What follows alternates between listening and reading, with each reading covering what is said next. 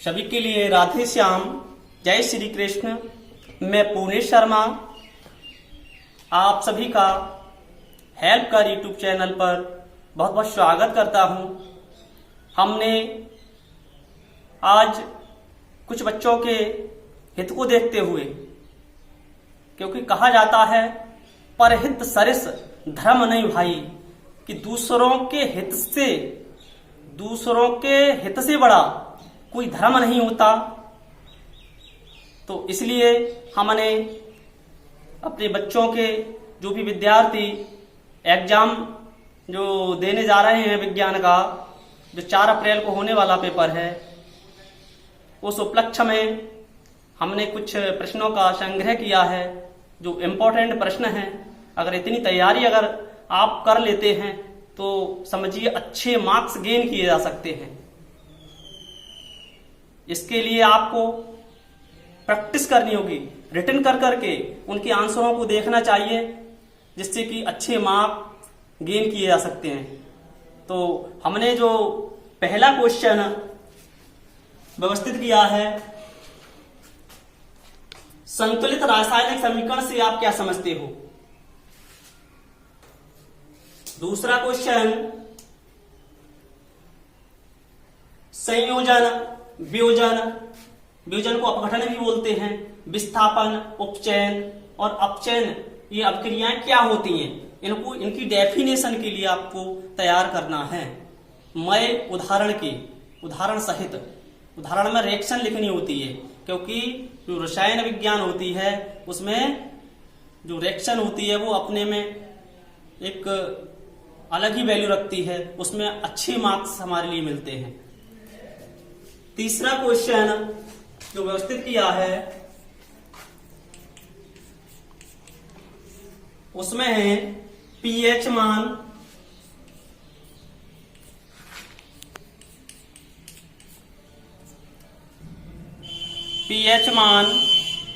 अम्ल क्षार लवण को परिभाषित कीजिए।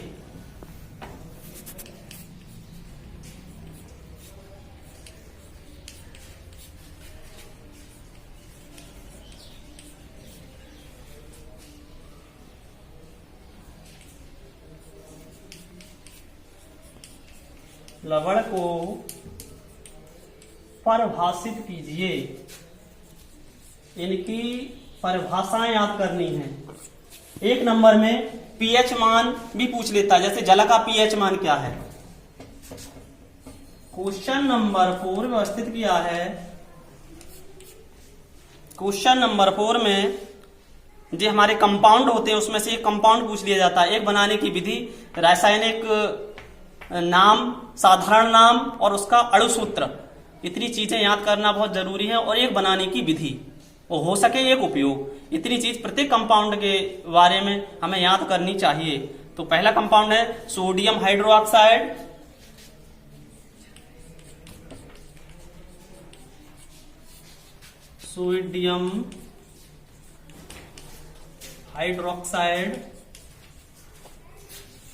जिसे बोलते हैं NaOH। व्यंजक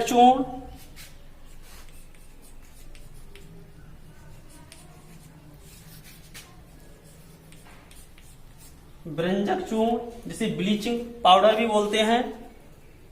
baking soda, Dhawan soda,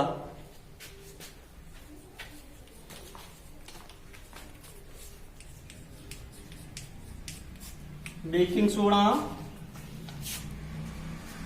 Dhawan soda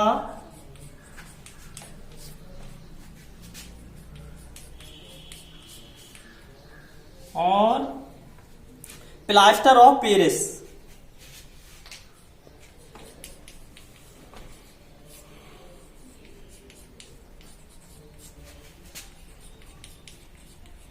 plaster of Paris जिसको जिप्सम से प्राप्त किया जा सकता है, जिसको जिप्सम से प्राप्त करते हैं।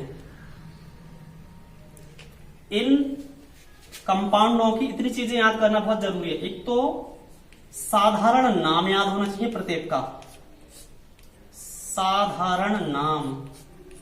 दूसरा रासायनिक नाम,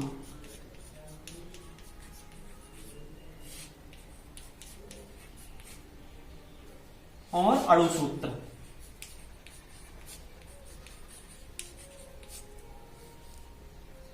और एक बनाने की विधि।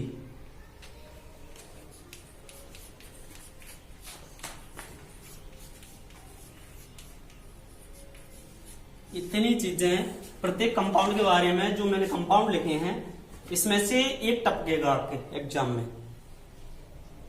इन्हें याद करना बहुत जरूरी है। फिफ्थ क्वेश्चन हमने व्यवस्थित किया है। फिफ्थ क्वेश्चन है धातु एवं अधातु में अंतर।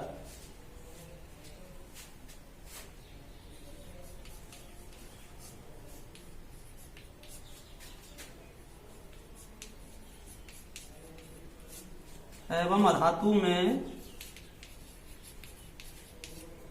अंतर। और इसी से जुड़ा हुआ पॉइंट है धातुओं का संक्षारण किस प्रकार किया जा सकता है। धातुओं का संक्षारण तथा निवारण। धातुओं का संक्षारण तथा निवारण लिखिए। धातुओं का संक्षारण तथा निवारण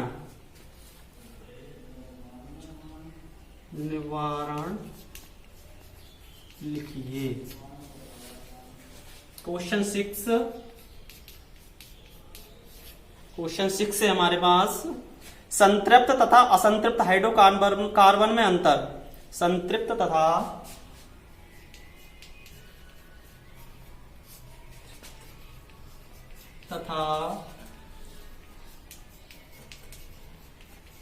असंतृप्त हाइड्रोकार्बन में अंतर।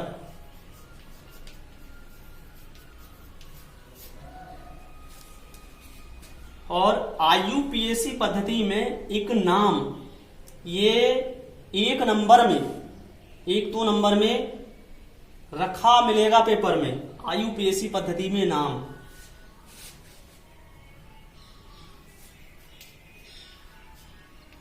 IUPAC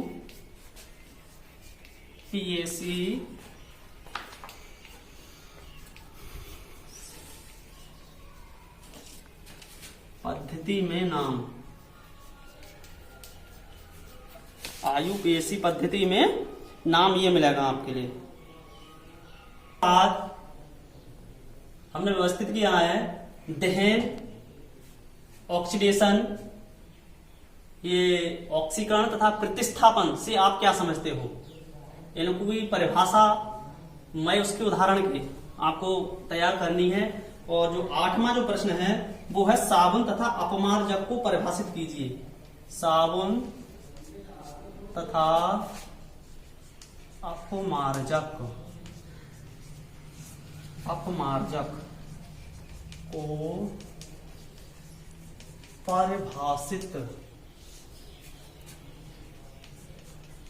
परिभाषित कीजिए। क्वेश्चन नंबर 9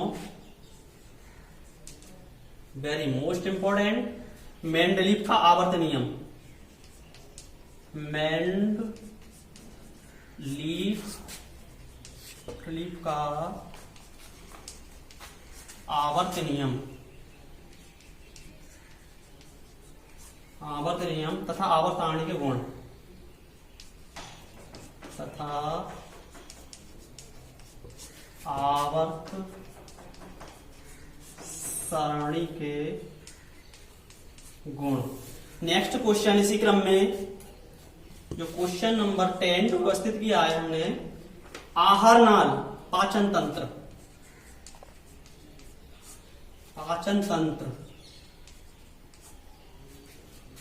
जिसे बोलते हैं आहार नाल। जो भी भोजन हम खाते हैं मुंह के द्वारा, उसका पाचन किन किन अंगों के माध्यम से होता है, उनकी पूरी व्याख्या ये सब पाचन तंत्र कहलाता है। तंत्र का अर्थ होता है जुड़ाव। कई अंगों का जो समूह होता है वो मिलकर जो हमारे पाचन में काम आते हैं वो सब पाचन तंत्र कहलाता है। ऐसे अंगों द्वारा बना तंत्र जो पचाने के काम आए उसे बोलते हैं पाचन तंत्र। श्वसन तंत्र, बी है इसमें श्वसन तंत्र।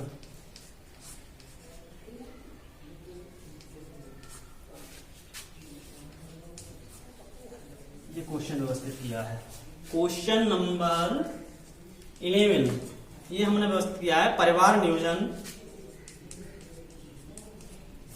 परिवार नियोजन तथा HIV एड्स पर टिप्पणी लिखिए। टिप्पणी लिखिए।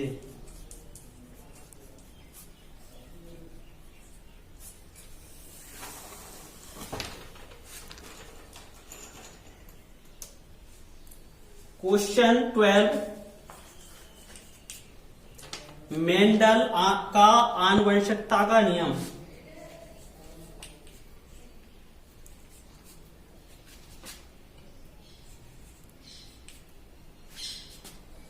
के आनुवंशिकता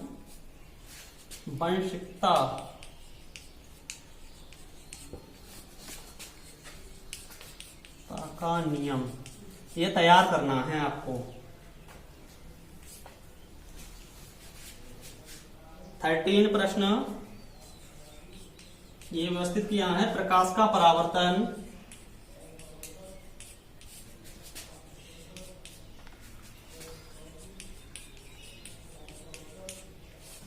परावर्तन तथा नियम।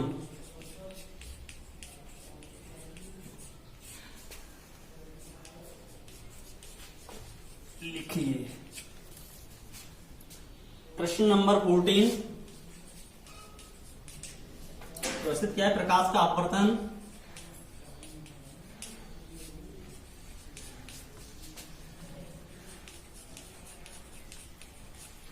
अपवर्तन तथा नियम।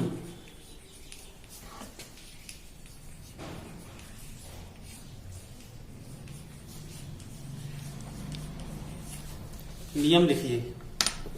क्वेश्चन नंबर 15 क्वेश्चन नंबर 15 हमें व्यवस्थित किया है। क्वेश्चन नंबर 15 व्यवस्थित किया है वो क्या है प्रतिबिंब खींचने के नियम। एग्जाम में आने वाला क्वेश्चन प्रतिबिंब खींचने के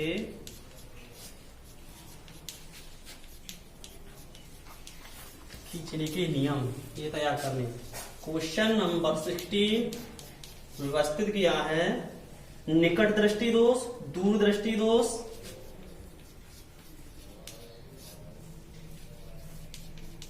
निकट दृष्टि दोष, दूर दृष्टि दोष, किरण आरेख खींचकर, किरण आरेख खींचकर कारण निवारण सहित, कारण निवारण सहित समझाइए, कारण निवारण सहित समझाइए। ये क्वेश्चन है। अगला क्वेश्चन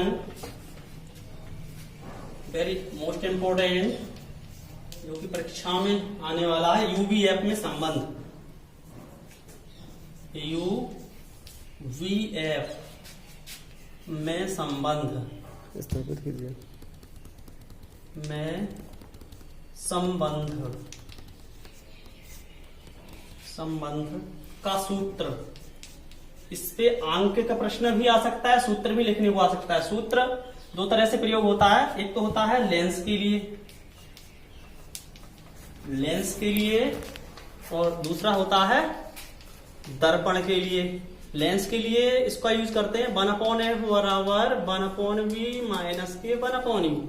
दर्पण के लिए यूज करते हैं 1/f बराबर 1/v प्लस 1/e। b होती है प्रतिबिंब की स्थिति, u होती है वस्तु की स्थिति, f होती है फोकस दूरी। अगला क्वेश्चन नंबर 18। क्वेश्चन 18 है हमारा फोकस दूरी की परिभाषा।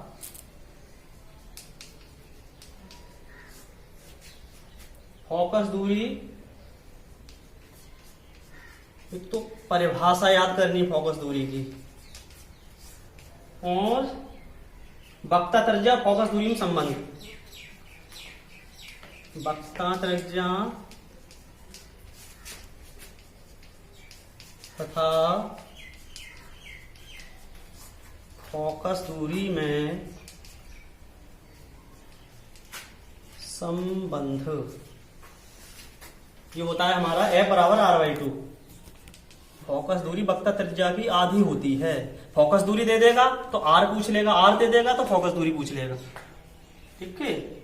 और नेक्स्ट क्वेश्चन, क्वेश्चन नंबर 19 हमने इसी क्रम में व्यवस्थित किया है। विद्युत धारा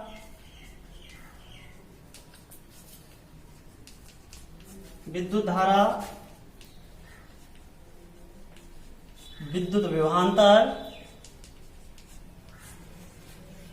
विद्युत प्रतिरोध की परिभाषाएं, विद्युत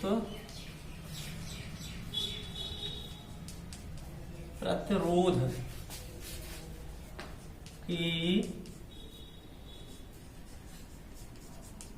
परिभाषाएं मात्रक सूत्र सहित याद करनी चाहिए। मात्रक और सूत्र सहित याद, इतना टारगेट है आपके लिए। ओम का नियम क्वेश्चन नंबर 20 के रूप में व्यवस्थित है। मोस्ट इंपॉर्टेंट क्वेश्चन, ओम का नियम। ओम का नियम और प्रतिरोध किन किन कारकों पर निर्भर करता है? प्रतिरोध किन किन कारकों